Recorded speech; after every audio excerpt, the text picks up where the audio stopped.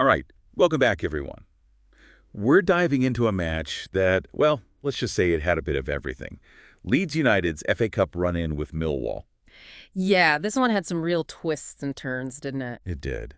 And we've got a detailed match report to break it all down, see what went right, see what went wrong, especially for Leeds. They were on that 14-game unbeaten streak. Right, the stakes were high, fifth round spot up for grabs. Hmm. So where do we even begin with this one? Well, I think the lineup has to be the first talking point.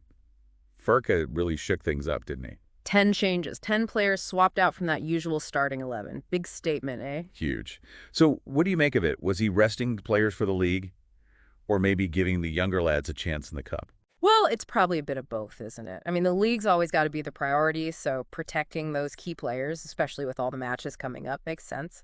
But it also gave Fark a chance for, a bit of experimentation, seeing how different players handle the pressure. And then, of course, there was young Sam Chambers making his debut, 17 years old, thrown right into the deep end. Talk about a baptism by fire.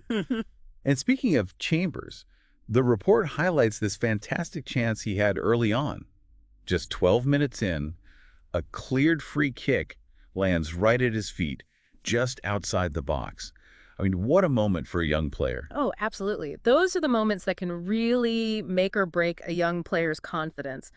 But you could see he wasn't afraid to take the shot. Didn't quite find the back of the net there, but then just moments later, he sets up Nanto for a shot that ends up getting blocked. So even though it was a short appearance, you could already see some promising link-up play between those two. Think that's a partnership we might see Farke develop further down the line? Or was it just a one-off kind of thing? It's tough to say for sure after just one match, right? But yeah, there were definitely some glimpses of something special there. They seem to be reading each other's movements well, and Chambers has got a real eye for a pass, that's for sure. Be interesting to see if Fark gives them more minutes together. For sure. But of course, this being football, things don't always go to plan, do they? Despite that promising start, things took a bit of a turn for Leeds. Turnover in their own half leads to Millwall's first goal, and the report really points to individual errors as the main culprit there. Yeah, sometimes that's just how the game goes, isn't it? One little lapse in concentration, one misplaced pass, and bam, you're suddenly chasing the game. Right. It's all about those fine margins. But what's interesting is, just moments after scoring, Millwall had a golden opportunity to double their lead, and they completely fluffed it. Oh, yeah, I remember that. Ampadu makes a mistake, Azeez hits the woodwork, then Ivanovic can't get his header on target. It was like a collective sigh of relief from the Leeds fans. Oh, massive let-off for Leeds, for sure. And it wasn't just Millwall who had those missed chances, was it? Almost straight after that, Chambers has another shot saved by the Millwall keeper. End-to-end stuff in those opening stages. Oh, absolutely. The FA Cup, it just brings a different kind of energy, doesn't it? You've got these lower league teams coming up against the big boys, and they're not afraid to go for it. Nothing to lose, really. And that's what makes it so exciting, right? The unpredictability. And you can really feel that back and forth energy in that first half, both teams going at it, but neither one really able to grab control. Yeah, it was anyone's game at that point. Yeah, but you could tell coming out for that second half, Millwall, I don't know, they just had that extra bit of fire in their bellies, And they definitely made it count. Early in that second half, they find the back of the net again. And again, another defensive error from Leeds. Gilavogi loses possession, and that gives Azeez the chance he needed. Second goal for him. Azeez, he was phenomenal for Millwall that day. He was like, oh, what's the word? Like a young Jermaine Defoe. You know what I mean? That same hunger for goals, always in the right place at the right time. Yeah, absolutely clinical. And that's what makes all the difference in these tight games, isn't it? You miss a couple of chances, they take theirs, suddenly the momentum shifts. Absolutely. One goal can change everything. And for Leeds, well, it felt like they were still in it, but that second goal really put them on the back foot. And then came the penalty. Oh, man, that penalty. Nanto gets fouled in the box, and you just felt like, right, this is the turning point. If Leeds can convert this, they're right back in it. Penalties are such a mind game, though, aren't they? It's not just about skill. It's the pressure, the whole stadium watching you. And for Struijk, well, he just couldn't quite keep his cool. It was a fantastic save from Roberts, though. Tipped it onto the post, and then Leeds couldn't even get to the rebound. You could almost see the wind go out of their sails after that. Yeah, the frustration started to creep in. They were still trying, still pushing forward, but that missed penalty, it just seemed to knock the stuffing out of them. The report mentions Ramazani making some runs, Rothwell having a couple of shots, but nothing really came off. And even the substitutions that Fark made, They just couldn't seem to turn the tide. Sometimes that's just how it goes. You can have all the talent in the world, but some days it's just not your day. Right. In Millwall, they just saw out the rest of the game comfortably. They were organized, disciplined. I mean, they deserved that win, didn't they? Absolutely, 100%. Classic FA Cup upset. You know, it reminds me of when Wimbledon beat Liverpool back in '88. Nobody gave them a chance, but they pulled it off. One of the biggest shocks in FA Cup history. Ah, that's the magic of the cup, isn't it? Anything can happen.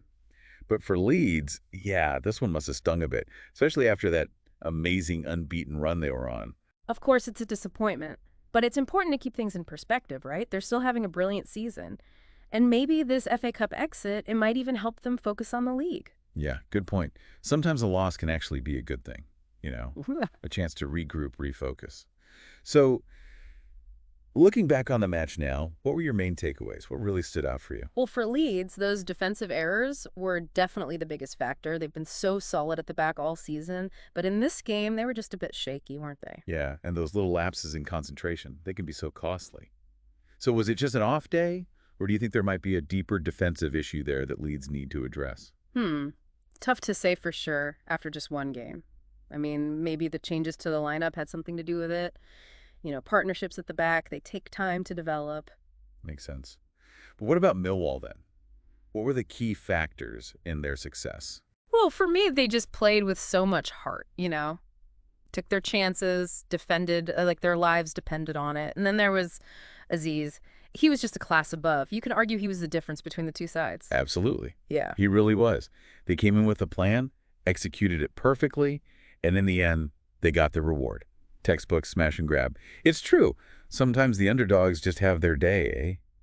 But for Leeds, even in defeat, there were some positives, weren't there? Oh, for sure. I mean, you got to be impressed with Sam Chambers' debut. Oh, absolutely. For a 17-year-old thrown into a game like that, he didn't look out of place at all. Showed some real composure, real quality. Yeah, it's exciting to see those young players coming through, isn't it? Yeah. And let's be honest, that 14-game unbeaten run, that was an incredible achievement. This loss doesn't take anything away from that. Exactly. It's a blip, that's all. Yeah. And they're still having a fantastic season. Maybe, just maybe, this FA Cup exit will help them focus on that promotion push. Yeah, you could see it that way. The chance to regroup, refocus, all that good stuff. Absolutely. And for Leeds, the key now is to learn from this, right? Analyze those defensive errors, tighten things up at the back, and keep that attacking momentum going. That's what's been working for them all season. So, as we wrap things up here, I guess the big question is, does this loss to Millwall expose some kind of deeper defensive vulnerability in Leeds, or was it just an off day? Yeah. You know, made worse by how well Millwall played. Well, that's the million-dollar question, isn't it? Hard to say for sure based on just one match. I mean, those wholesale changes to the lineup, that probably didn't help. Disrupted their usual rhythm. Yeah, those defensive partnerships, they're so important, that understanding between players. Absolutely.